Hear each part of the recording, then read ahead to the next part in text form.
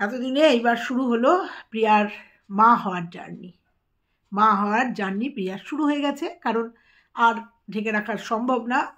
তোমরা দেখে নিয়েছো, বোঝা গেছে বা তোমরা জেনে গেছো প্রিয়ার মা হওয়ার জার্নি। তাই নিয়ে আজকে একটা ভিডিও এসছে। কবে ভিডিও এসছে? 1 তারিখ, মানে ডিসেম্বরের 1 তারিখের ভিডিও এসছে। আর আজকে কত তারিখ? আজকে হচ্ছে 6 তারিখ, অর্থাৎ মাঝখানে 5 দিন লেগে গেছে ওর এই একটা জার্নি জানানোর জন্য। যদিও ভিউয়ার্সদের কতটা খুশি করতে পেরেছে আমি জানি না, কারণ ভিউয়ার্সরা সবটা বুঝে গেছিলো, সবটা জেনে গেছিলো। তারপরেও ওর রিপোর্ট নিয়ে হইচই, কিন্তু আজকের ভিডিওতেও কিন্তু আবার ওকে ভয়েস ওভার দিতে হলো। আজকেও ওকে ভয়েস ওভার দিয়ে কিছু কথা ওকে জানাতে হলো। আজকেও কিন্তু রিপোর্টের কথাটা তোমাদের ভয়েস ওভার দিয়েই জানাতে হলো। আজকে জানাইনি, জানি এটা হচ্ছে 1 তারিখের ভিডিও, মানে 1 ডিসেম্বরের ভিডিও। সেটা 5 দিন বাদে আমাদের কাছে এলো, কারণ ভিউয়ার্সরা খুব চিন্তা করছিল, খুব ওকে কমেন্ট করছিল, ভীষণ চিন্তা করে ও সেটা নিয়ে ভীষণ চিন্তা করছিল। চিন্তা করার পরে 5 দিন বাদে মনে করলো না, ভিউয়ার্সদের আমার জানানো উচিত। তারপরেও পরশুদিন একটা কমিউনিটি পোস্ট দিয়েছিল, তারপরে দেখলাম কালকে একটা কমিউনিটি পোস্ট যে নেট প্রবলেম হচ্ছে। সেই জন্যই সবটা নিয়ে ও নিজেই বলছে যে তোমরা আগে ডিসিশন নাও, কারণ ও নিজেই বলছে যে আমি যেটাই বলবো সেটাই নাটক, তোমরা আগে ডিসিশন নাও। ভিউয়ার্সদের উদ্দেশ্যে বলছে, তোমরা কি বলবে? এখানটা চন্দন লেগেছে, পুজো দিয়েছিলাম, পুজোর চন্দনটা চশমার মধ্যে লেগে গেছে। তো তোমরা আগে ডিসিশন নাও। তা বলি, ভিউয়ার্সদের ডিসিশান কেন চেঞ্জ হয়ে যায় তুমি বোঝো না? কেন ডিসিশান তোমার একটা ভিডিও দেখে, তোমাকে দেখে একটা স্ট্রিক্ট সিদ্ধান্ত কেন নিতে পারে বোঝো না? কেন ডিসিশান তাদের চেঞ্জ করতে হয় বোঝো না? বোঝো, তুমি বোঝো। আর ভিউয়ার্সদের বিভ্রান্ত কে করে? তুমিই করছো। তুমি দিনের পর দিন ভিউয়ার্সদের বিভ্রান্ত করছো। তার একটা প্রমাণ আজকে দিয়ে গেলে, কারণ তুমি নিজেই বলো একটা করে কথা, এবং যখন ধরা খেয়ে যাও তখন সেটার ক্ল্যারিফিকেশান দাও, যেটা আজকেও তুমি আজকের এই যে 1 তারিখের যে ভিডিও, সেই ভিডিওতেও তুমি দিলে। এবং এখন তোমরা দেখতে পাবে ছোট ছোট শর্টস, এখন দেখবে পেটটাকে এরকম ধরে ধরে পেটটাকে প্রমিনেন্ট করার চেষ্টা করবে। হ্যাঁ, মা হচ্ছে না, প্রিয়ার দ্বিতীয়বার মা হচ্ছে, ওই জন্য প্রিয়ার এখন পেটটাকে তোমরা সবাই বুঝতে পারবে প্রমিনেন্ট। 5 থেকে 5 মাসের ওপরেই হয়েছে। তো চলো আজকে ওর ভিডিও থেকে কিছু বলবো, অবশ্যই ভিডিও টু ভিডিও বলবো, আর বলবো কালকের ভিডিওর কিছু কথা, কালকে যে প্রেগনেন্সি টেস্টের কিছু কথা বলবো। এই সবটা নিয়ে আজকের ভিডিও টু ভিডিও সমালোচক করতে এসছি, করবো না। আবার চাই প্রিয়া সুস্থভাবে একটা সুস্থ বাচ্চার জন্ম দিক। তাই বলে যেহেতু সোশ্যাল মিডিয়াতে কাজ করছে, সোশ্যাল মিডিয়াতে নাটক করছে না, অরিজিনাল করছে না, ভিউয়ার্সদের বোকা বানাচ্ছে বা ভিউয়ার্সদের সিম্প্যাথি নিয়ে খেলছে, সেই জায়গার থেকে দাঁড়িয়ে বলবো ও যেভাবে দেখাবে আমি সেইভাবে তার বিশ্লেষণ করব, অবশ্যই করব। তো চলো সেইটা নিয়ে আজকের ভিডিও। হ্যালো বন্ধুরা, কেমন আছো তোমরা? নিশ্চয়ই ভালো আছো, আমিও খুব ভালো আছি। আজকের এই ভিডিওটা হয়তো অনেকটা দেরিতে যাবে, হ্যাঁ, কারণ আমি আজকে একটু ব্যস্ত ছিলাম। তো যাই হোক, প্রসঙ্গ এটা না, 1 তারিখের ভিডিও আজকে এসছে প্রিয়ার।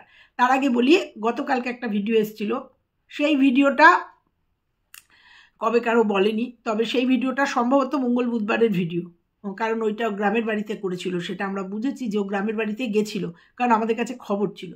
প্রসঙ্গত একটা কথা বলি, যেটা আমার স্ট্রাইক করেছে মনে, সেটা আমি বলি। যেটা বলবো সেটা বলবো। কালকের ভিডিওটাও শুরু করেছিল ওই প্রেগনেন্সি কিট ইউরিন দিয়ে যে টেস্টটা ও দেখিয়েছে। প্রথম কথা, ও প্রেগনেন্ট, এটা 100% শিওর ও প্রেগনেন্ট। কিন্তু ওই প্রেগনেন্সি কিটে যে ও দেখিয়েছে, আমি সেটা বলি। আমরা প্রেগনেন্ট, ও কিন্তু বলেনি, ও গুড ইভিনিং দিয়ে ভিডিওটা শুরু করেছে এবং বিকেলে সূর্যাস্ত দিয়ে ভিডিওটা শুরু করেছে। তোমরা যদি খেয়াল করে থাকো তাহলে দেখো, কারণ ও যে কোনো জিনিস যেটা মুখে বলতে পারে না বা বলা মিস্টেক হয়ে গেলে ও সেটা কিন্তু নিচে লিখে দেয়। ও যে প্রেগনেন্সি টেস্টটা করিয়েছে সেটা আমরা ধরে নেবো গুড ইভিনিং দিয়ে, যেহেতু ভিডিও শুরু করেছে সেহেতু গুড ইভিনিং বিকাল থেকে। বিকালে প্রেগনেন্সি টেস্টের এগুলো হয় কিনা আমি জানি না, আমি জানি দিনের ফার্স্ট ইউরিনটা নিয়ে এটা করতে হয়। আর ওর টেস্টের ওটা আমাকে দু একজন কমেন্ট করেছে, দিদিভাই ওটা পুরো টেস্টটা তুমি দেখো যে দাগটা ঠিকঠাক উঠেছে কিনা, দাগটা হয়েছে কিনা। যাই হোক, ওটা যখন ও প্রমাণ করতে চেয়েছে, ও প্রমাণ করতে অনেক কিছু দিয়ে পারতো। তো যাই হোক, যেহেতু প্রেগনেন্সি টেস্ট দিয়ে ও একটা বড় ব্লগার, ওর ক্রিয়েটিভিটি দিয়েও সুন্দর করতে চায়, তো সুন্দর করে ভিডিও করেছে। তো মনে হলো যে বিকেলে এই টেস্টগুলো হয়তো টেস্ট হয়। তো যাই হোক, ওইখানে একটু খটকা লেগেছে যে বিকেলবেলা এই টেস্টগুলো পজিটিভ নেগেটিভ কিছু হয় নাকি। তো তোমার ওই কিটটায় পুরো টকটকে দুটো দাগ কিন্তু আসেনি, পরিষ্কার বোঝা যায়নি, যেটা আমার কাছে মনে হয়েছে। তো যাই হোক, প্রেগনেন্ট তো বটেই। এবার বলি, পার্ট বাই পার্ট বলবো। তুমি আজকে অনেক টেনশনের কথা বলেছো, অনেক কেঁদেছো, 7 দিন ডিপ্রেশনে চলে গেছিলে, তখনও ভিডিও করেছিলাম, অবশ্যই বলবো। তো এবার বলবো যে তুমি আজকের ভিডিওতে বললে তুমি ছেলের জন্য ফ্ল্যাট নিয়েছো, ছেলের পড়াশোনার জন্য তুমি ফ্ল্যাটে গেছো। তাহলে প্রসঙ্গত তোমার যদি 5 মাস ধরে আমি এগোই, কারণ ওই টেস্টটা তুমি বললে 3 মাসে করা যায়, কিন্তু আমি তোমাদের ভয়েসে বলেছিলাম কত সপ্তাহ, এবং সেখান থেকে আমাকে জানিয়েছিল প্রিয়ার 5 মাস বলেছিল। তো যদি 5 মাসই ধরা যায়, তাহলে তুমি ফ্ল্যাটে গেছো ক মাস? 2 মাস হবে ফ্ল্যাটে গেছো। ভিউয়ার্সরা, আমি ভুল হলে আমাকে একটু মনে করিয়ে দিও, কারণ আর নতুন মানে আগের ভিডিওগুলো দেখতে পাচ্ছি না, এখন ভিডিওটা করতে বসছি। তো আমি 2 মাস ধরেই এগোলাম। 2 মাস যদি তুমি ফ্ল্যাটটা নিয়ে থাকো, তাহলে যখন তুমি ফ্ল্যাটটা নিয়েছো তখন তুমি অলরেডি প্রেগনেন্ট, ঠিক তো? আমি ঠিক নিশ্চয়ই, তখন তুমি অলরেডি প্রেগনেন্ট। তারপরেও তুমি সিঙ্গেল মাদারের একটা নাটক সাজিয়েছিলে যে তুমি সিঙ্গেল মাদার হতে চাও। তাহলে আমি একটা কথাই বলবো, তুমি সেকেন্ডবার যখন প্রেগনেন্ট হয়েছো এবং এটা অ্যাক্সিডেন্টলি তোমার এসে গেছে, যে আসছে সে এসে গেছে, আরে যে আসবে কোনো বাধাই মানবে না, সে চলেই আসবে, তো এসছে। তুমি জানতে যে তুমি প্রেগনেন্ট, তারপরেও তুমি একটা ফ্ল্যাট নেওয়ার সাহসিকতা দেখালে কি করে, সাহস দেখালে কি করে? তারপরে তুমি কাজের লোক ছাড়িয়ে দিলে, তুমি ফ্ল্যাট নিলে, এবং এখনও তুমি বলছো ছেলের পড়াশোনার জন্য তুমি ফ্ল্যাট নিয়ে শহরে চলে এসছো। প্রথম কথা বলি, তোমার সেকেন্ডবার জার্নি, মা হওয়ার জার্নি, তারপরেও তুমি জানতে, যেটা তুমিই বলেছো, আবারও বলছি তুমিই বলেছো, তুমি আজকের ভিডিওতেও বলেছো যে তোমরা দুজনই থ্যালাসেমিয়ার বাহক, যেটা আমি একদম ডে 1 থেকে বলে আসছি। আর আজকের ডেটে দাঁড়িয়ে অন্তত যেগুলো বলে এসছি এখনও পর্যন্ত, আজ অব্দি বলবো, সেগুলো একটাও ভুল না, একটাও মিথ্যে না, যেগুলো আমি বলে আসছি। তো তুমি আর অভিজিৎ দুজনই থ্যালাসেমিয়ার বাহক, এবং সামনের যদি কোনো দিন বাচ্চা হয় সেও থ্যালাসেমিয়া হতে পারে, তুমি বলেছো এবং আজকেও সেটা বললে।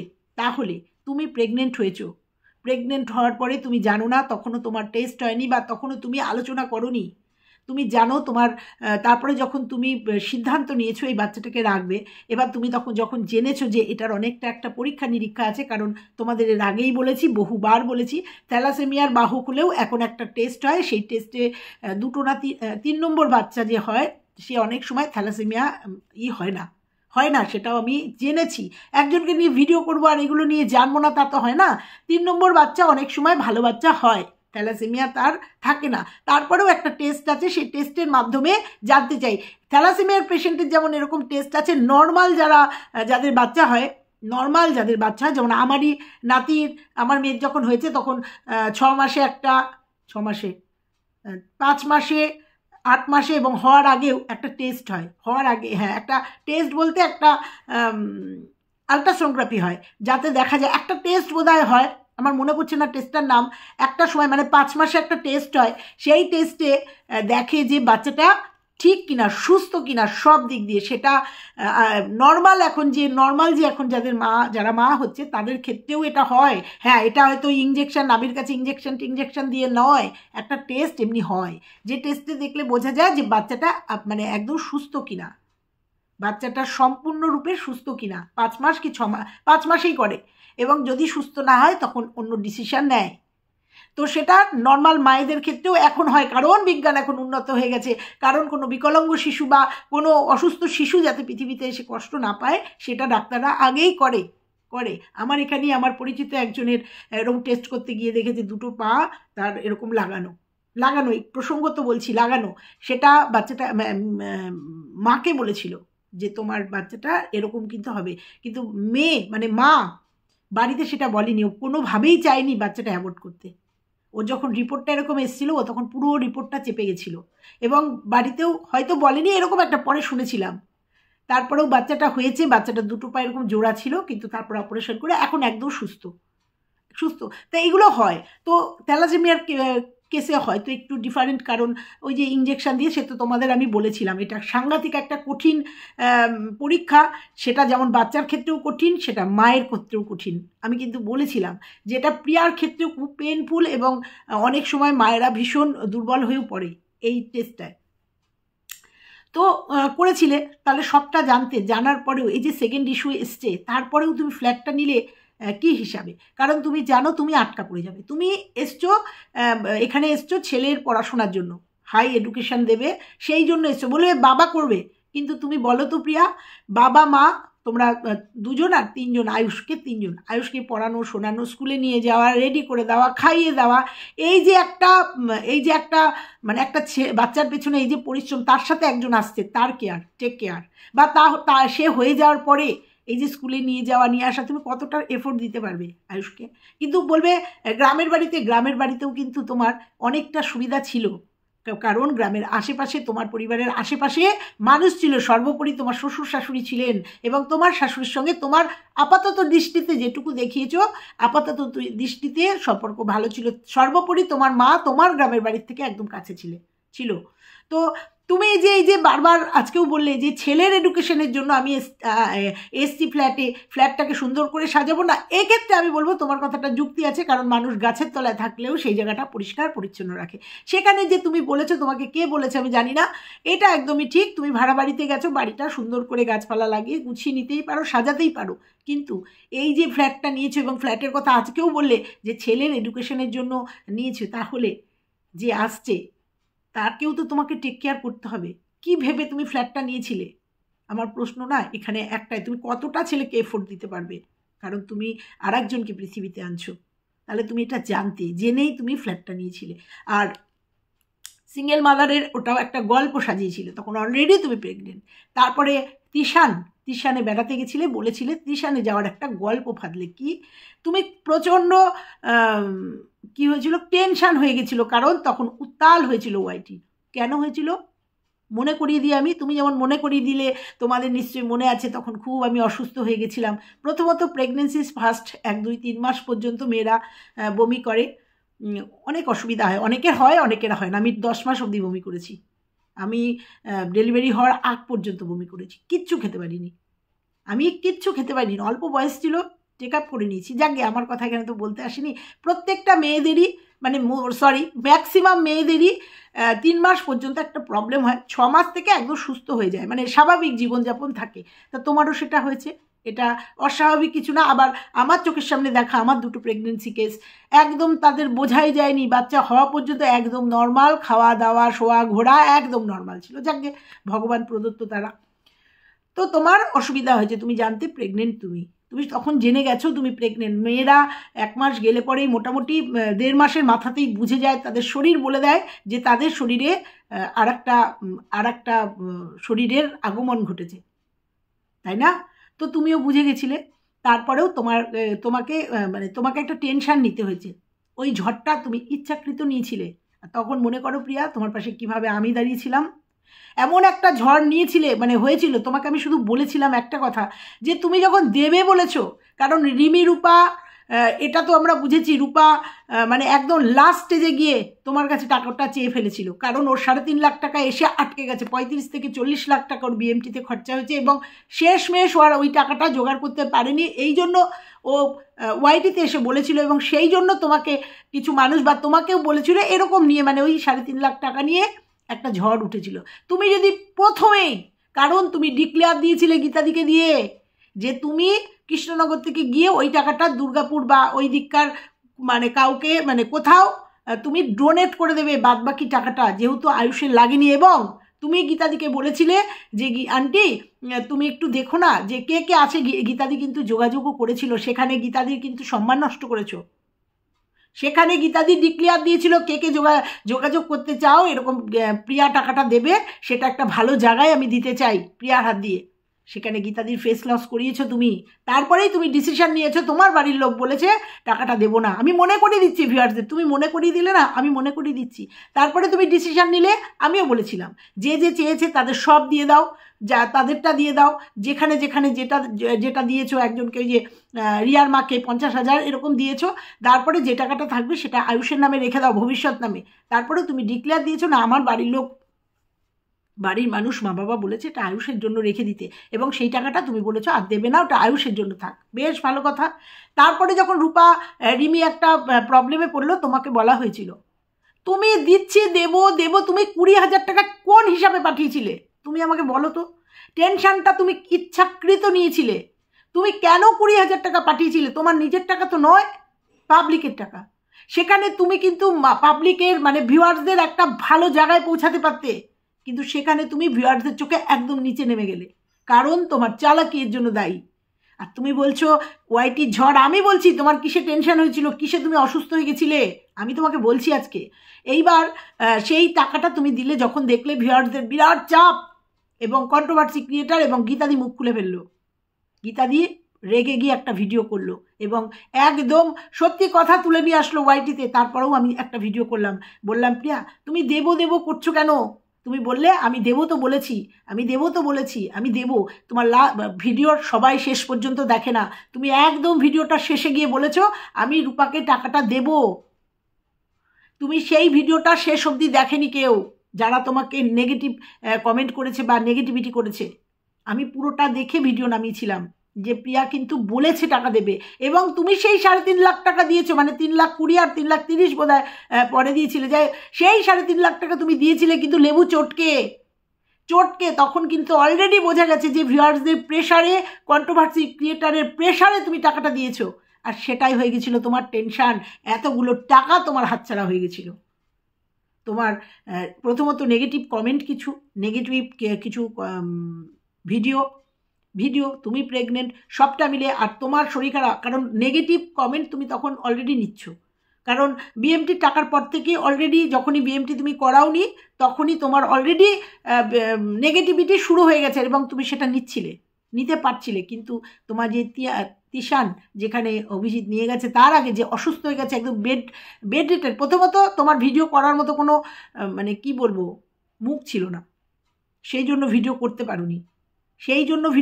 পারোনি। তারপরে বলছো অসুস্থ। হ্যাঁ, অসুস্থ তো হবেই, তুমি অসুস্থ হয়ে গেছিলে, এই 3.5 লাখ টাকা তোমার অ্যাকাউন্ট থেকে বেরিয়ে গেছিলো সেই জন্য তার সঙ্গে তোমার শারীরিক কন্ডিশন তো আছেই। এই দুটো মিলিয়ে তুমি, তোমার শরীর খারাপ এবং অভিজিৎ তিশানে নিয়ে গেছিলো তোমাকে।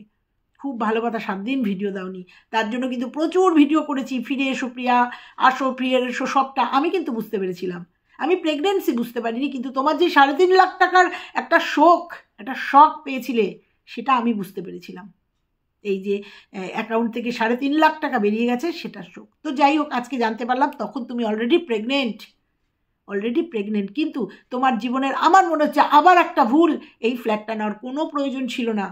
আয়ুষকে পড়াশোনা, এই রকম অবস্থায় আয়ুষকে পড়াশোনা বাড়ি থেকেই করানো যেত আমার মনে হচ্ছে, কারণ এইখানে গ্রামে অনেক লোকজন, অনেকের মধ্যে তুমি থেকে, তারপরে তোমার শরীর অসুস্থতা, অভিজিৎ স্কুলে গেল, তোমার একটা প্রবলেম হতেই পারে একটা ফ্ল্যাটে। সেখানে তুমি পাড়ার মধ্যে মানে গ্রামের মধ্যে থাকলে, তোমার আশেপাশে ছন্দা টন্দা এরা সবাই আছে, গ্রামের মানুষ। আমি জানি না কি ডিসিশন নিলাম। তাহলে আজকের দিনে প্রমাণ হয়ে গেল যে তুমি প্রেগনেন্ট হওয়ার পরেই ফ্ল্যাটটা নিয়েছো, এবং আজও তুমি বলে গেলে যে তোমার ছেলের পড়াশোনার জন্য। এবং কালকের ভিডিও না আজকের ভিডিওতে দেখলাম ছেলের পড়াশোনা, আবার আমাদের আয়ুষের হাতের লেখাগুলো দেখলাম, ভালো লাগলো। ও আজকেই দিদিমণি এসছে, হ্যাঁ এটাই বলেছিলাম যে ওর পড়াশোনাগুলো দেখাও, এটা যে শুনেছো তেজ করেছিলে, দেখাবো না ছেলের, এটা ভালো লাগলো। তবে আমার মনে হচ্ছে যে এই যে ফ্ল্যাটের ডিসিশান ভুল। তারপরেও বলবো তুমি প্রচণ্ড পরিশ্রম করো, সেটা আমরা জানি, সেটা আমি অন্তত জানি। তো একটা কাজের লোক অন্তত রাখো। প্রত্যেকে বলছে কাকিমাকে ছাড়িয়ে দিলে কেন, তখন তুমি বলেছিলে চালাতে পারছি না। তারপরে ওই যে সেকেন্ড ইস্যু, যাই হোক ভগবান মঙ্গল করুক তোমার, এবং টেস্ট তোমার পজিটিভ, অর্থাৎ যে আসছে একদম সুস্থ বাচ্চা, এটাও ভালো লাগলো। কিন্তু এত নাটক করো না, তুমি নিজেই কনফিউজ যে আমি যেটা দেখাবো এখন সেটাই তোমরা নাটক বলবে, কারণ এই প্ল্যাটফর্মটা তুমি তৈরি করে দিয়েছো। বোঝাতে পারলাম নিশ্চয়ই। তো যাই হোক, তারপরেও তুমি আজকেও একটা কথা বললে, কারণ তুমি জানো ওয়াইটিতে ওই কথাটা উঠেছে। আমি কিন্তু ওই কথাটা দেখেও অ্যাভয়েড করেছিলাম, মানে বলতে ভুলে গেছিলাম। তুমি লাইভে বলেছো যে আয়ুষের মাইনর থ্যালাসেমিয়া যেটা রূপা যেটা ডিক্লেয়ার দিয়েছে, মাইনর থ্যালাসেমিয়া হলে বিএমটি করতে হয় না। রূপা একদম অরিজিনালগুলো তুলে ধরছে, এবং তখনই দর্শকরা কিন্তু ধরেছে, এবং তোমার কমেন্ট বক্সে এসছে। তাহলে তুমি যে বললে মাইনর থ্যালাসেমিয়া আমাদের আয়ুষের, তাহলে বিএমটির জন্য টাকা তুললে কেন? তুমি জানো এটা নিয়ে ঝড় উঠবে, সেই জন্য তুমি ক্ল্যারিফিকেশান দিতে আসলে যে আয়ুষের মাইনর না মেজর থ্যালাসেমিয়া। দেখো আমার কমেন্ট বক্সে গিয়ে আমাকে রিকোয়েস্ট করছে সবাই, কাকিমা তোমার পায়ে পড়ি, আন্টি তোমার পায়ে পড়ি, ওকে থ্যালাসেমিয়ার, আয়ুষের যে থ্যালাসেমিয়া পজিটিভ সেই রিপোর্টটা দেখাতে বলো। এর জন্য তুমি দায়ী। দেখো তুমি আবার সেটা পুনরায় তুললে, এবং তুমি ডিক্লেয়ার দিয়েছো আয়ুষের থ্যালাসেমিয়া মাইনর। অনেকে প্রশ্ন করছে আমার কমেন্ট বক্সে এসে, আদেও কি আয়ুষের সত্যি কি থ্যালাসেমিয়া আছে, নাকি এটাও প্রিয়া নাটক করছে? কারণ এর জন্য তুমি দায়ী, তুমি এই প্রেক্ষাপটটা তৈরি করেছো, কেউ দায়ী না প্রিয়া, এর জন্য সম্পূর্ণ তুমি দায়ী। কারণ তোমার কোনো কথা মানুষ এখন আর বিশ্বাস করতে পারছে না। দেখো তুমি একটা এত সুন্দর খবর দিয়েছো ওয়াইটিতে, ওয়াইটির মানুষকে কেউ সেই স্বতঃস্ফূর্ততা নেই। প্রত্যেকে আশীর্বাদ করছে, শুভকামনা জানাচ্ছে, কিন্তু সেই স্বতঃস্ফূর্ততা কি আছে? আমি বলে গেছিলাম তোমাকে, যেদিন তুমি জানাবে সেদিন সেই শুভকামনা পাবে, কিন্তু সেই উৎফুল্লতা, সেই আনন্দ পাবে না। দেখো তুমি আজকের থেকে শর্টস দেওয়া শুরু করেছো, সেই পেটটাকে তোমার প্রেগনেন্সি জার্নি করো, খুব ভালো। এটা একটা কন্টেন্ট, তোমার কনসেপ্ট আমরা দেখবো সামনের দিনের জন্য। কিন্তু এতদিন তোমাকে লেগে গেল তোমার এই কথাটা তোমার কাছে, তোমার প্রিয় মানুষগুলোর জন্য। ধরে রাখো প্রিয়া, ধরে রাখো, তোমার ভিউয়ার্সদের ধরে রাখো, তোমার এই ভালোবাসা শুভকামনার দরকার আছে, ধরে রাখো এদের। বুঝতে পেরেছো? আজকে শুধু তোমাকে বলে গেলাম, তুমি এই যে লাইভের একটা কথা বললে না, সেই কথাটা বলে গেলাম যে আয়ুষের মেজর না মাইনর তুমিই বলেছো, তুমিই তুলেছিলে, আবার তুমি আজকে পরিষ্কার করলে। এই নিয়ে যদি আবার হুলুস হয় তাহলে তুমি কি করবে বলো? এইবার যদি সবাই বলে আয়ুষের রিপোর্ট দেখতে চাই, যেহেতু বিএমটির টাকা তুলেছো, যেহেতু পাবলিকের টাকা তোমার কাছে, অতএব তারা জানতেই চায়, জানতেই তাদের অধিকার আছে। তো যাই হোক, টেনশান নিও না, এমন কিছু করো না যে টেনশান হয়ে যায় সেটার। আর সুস্থ থাকো, সুস্থ থাকার চেষ্টা করো, তোমার ক্রিয়েটিভিটি দিয়ে, কাজকর্ম দিয়ে, ছোট ছোট ব্লগিং দিয়ে ভালো থাকো, এটুকুই শুধু ভগবানের কাছে কামনা করব। এমন কোনো নাটক বা এমন কোনো কিছু করো না যাতে যে আসছে, কারণ এখন তুমি টেনশান নিলে সেই মানে ওই বাচ্চাটার উপরে পড়বে। অতএব তুমি মা, তো নিশ্চয়ই তুমি চাও সুস্থ সন্তান পৃথিবীতে সুন্দরভাবে আসুক। তো এতটা ছলনা করে গেছো, এতটা হয়ে গেছে, এতটা টেনশন নিয়ে ফেলেছো, এবার সুন্দর করে ব্লগ দাও, সুন্দর করে তোমার এই বাদবাকি কমাস তোমাকে সবাই জিজ্ঞাসা করছে কিন্তু বলছো না। যাই হোক, সামনের দিনগুলো তুমি সুন্দর করে পাড়ি দাও, এইটুকু শুধু চাইবো। এবং তোমাকে কিন্তু এখন পুরো বোঝা যাচ্ছে তুমি যে প্রেগনেন্ট, আর তুমি আর বেশি দিন তুমি করে রাখতে পারতে না, কারণ তোমার লাস্টের দিকের ভিডিওগুলোতে পরিষ্কার বোঝা গেছে। তাহলে বোঝাতে পারলাম যে তিশানে যাওয়ার আগে যে টেনশনটা, সেটা তোমার নেগেটিভিটির জন্য নয়, সেটা তোমার 3.5 লাখ টাকার শোকে সেই টেনশনটা হয়েছিল। সেই টেনশনে তুমি বিছানা নিয়ে নিয়েছিলে, তোমরা কি বলো, পাকায় হয়ে গেছে, মানে পাকা মানে নিচে শুয়ে পড়েছিলে, আমরা বিছানা না বলি, বিছানা নিয়ে নিয়েছিলে, শরীর খারাপ হয়েছিল, সেটা ওই টাকার টেনশনে। হ্যাঁ, তো চলো, যেমন ভিডিও দেবে সেই ভিডিওর থেকে যেটা বুঝবো সেটাই তোমাকে বলবো। আর হ্যাঁ, এইটুকুই থাকলো আজকে। তো চলো, আজকের মতো ভিডিওটা এখানে শেষ করলাম। ভালো লাগলে, অনেক কমেন্ট আসছে প্রিয়া, আমার কমেন্ট বক্সে অনেক কমেন্ট আসছে, তোমাকে জিজ্ঞাসা করতে বলছে। তো চলো, আজকে পর্যন্তই থাকলো। ভালো লাগলে লাইক কমেন্ট শেয়ার করো, আর চ্যানেলে নতুন হলে চ্যানেলটা সাবস্ক্রাইব করে দিও। টাটা।